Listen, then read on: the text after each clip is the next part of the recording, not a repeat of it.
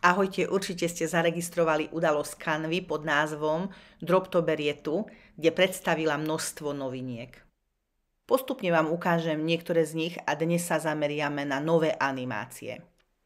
Tak poďme do Canvy, pripravila som pre vás takú jesennú koláž alebo jesenný obrázok. Takže klikneme na fotku, ideme do horného menu a tam nájdeme animovať.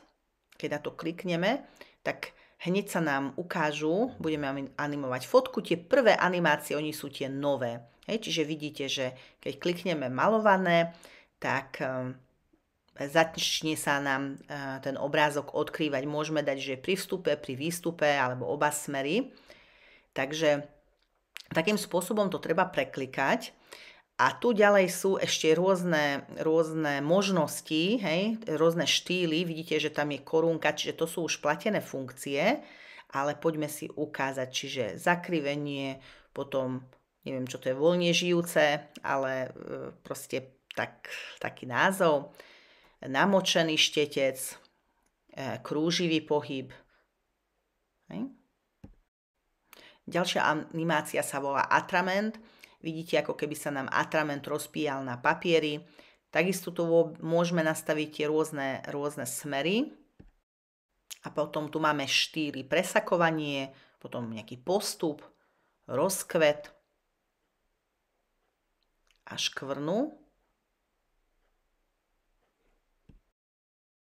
Ďalšia animácia pod názvom digitálne, to sú nejaké štvorčeky, ktoré sa postupne odkrývajú. Tiež sú tu rôzne smery. A na stred, čiže odkrývajú sa od stredu, alebo priama čiara, alebo môžu sa odkrývať tie štvorčeky, rozhádzanie. Ďalšou animáciou alebo takým efektom je farba spreji. Vyzerá to, ako keby sme to tam striekali. Takže môže to byť takýmto spôsobom alebo takýmto spôsobom. Sú tu ešte ďalšie, ale čo je dôležité, sami si to preklikajte a uvidíte, že ktoré efekty sa vám ako páčia a teším sa na to, ako ich vyskúšate.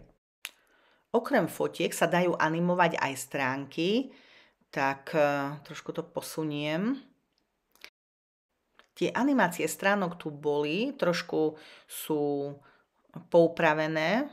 Mám taký pocit, ale nebolo pri nich ako označenie, že sú to nové animácie.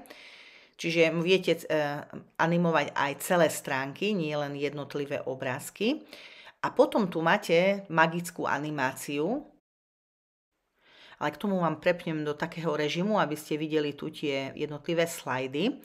No a magická animácia robí to, že okamžite animuje všetky stránky a zároveň upraví medzi nimi aj tie prechody. Čiže celá tá prezentácia bude jednotná a krásne prechody budú medzi jednotlivými slajdami. Verím, že súhlasíte, že animácie môžu dodať príspevkom a prezentáciám život a takú dynamiku a takisto pomôžu zachytiť aj pozornosť publika. Takže určite vyskúšajte, nie je to až také zložité a budem rada, keď ma označíte pod vašimi príspevkami a rada sa prídem pozrieť na vaše animácie.